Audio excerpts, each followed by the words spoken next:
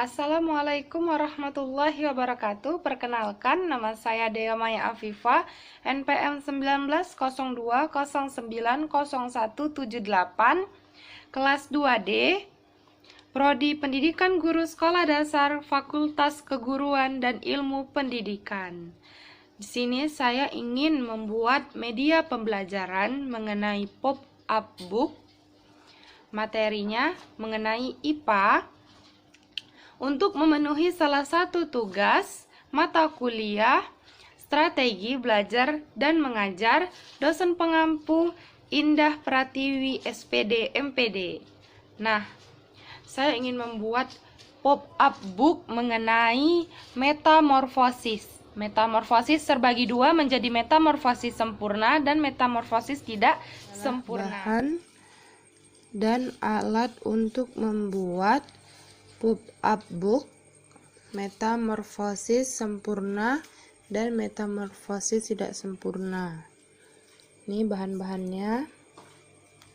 Oke, ini udah pada digambarin semua dan diwarnain.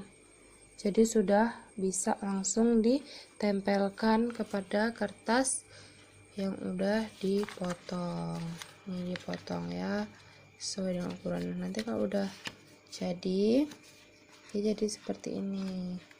Dia bisa menetap, diukur dan ditempelkan. Setelah pop-up book yang sudah saya buat, saya mengambil contoh mengenai metamorfosis. Semua makhluk hidup mengalami siklus hidup atau daur hidup, dari lahir atau menetas, kemudian tumbuh membesar hingga akhirnya mati. Perubahan bentuk hewan secara bertahap menjadi dewasa disebut metamorfosis. Nah, kita harus tahu metamorfosis itu terbagi jadi berapa?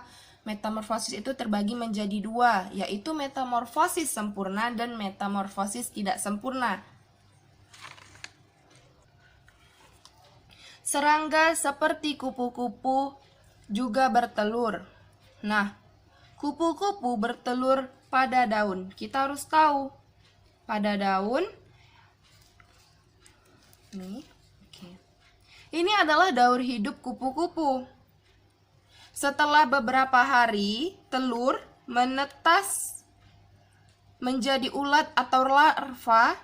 Ulat memakan daun dengan cepat dan sangat banyak hingga bertambah besar. Seperti ini.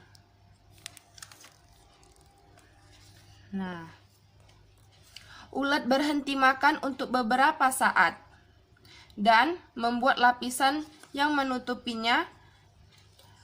Tahap ini disebut pupa atau kepompong.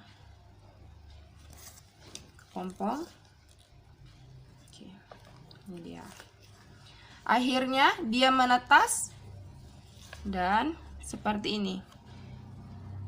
Dia akan melepas kepompongnya. Oke. Tahap itu disebut pupa atau kepompong. Setelah 1 atau 2 hari, seekor kupu-kupu indah dari lapisan penutup keluar. Nah, dia keluar, jadilah kupu-kupu dewasa. Setelah itu, inilah tahap serangga dewasa. Karena mengalami perubahan bentuk yang berbeda dari menetas hingga dewasa. Kupu-kupu mengalami metamorfosis sempurna. Sekarang saya akan membahas mengenai metamorfosis tidak sempurna. Apa saja sih mengenai metamorfosis tidak sempurna? Ternyata memiliki 3 tahapan, yaitu telur, nimfa, dan dewasa. Saya mengambil contoh mengenai hewan belalang. Nah, sangat mudah sekali hewan belalang ini ternyata.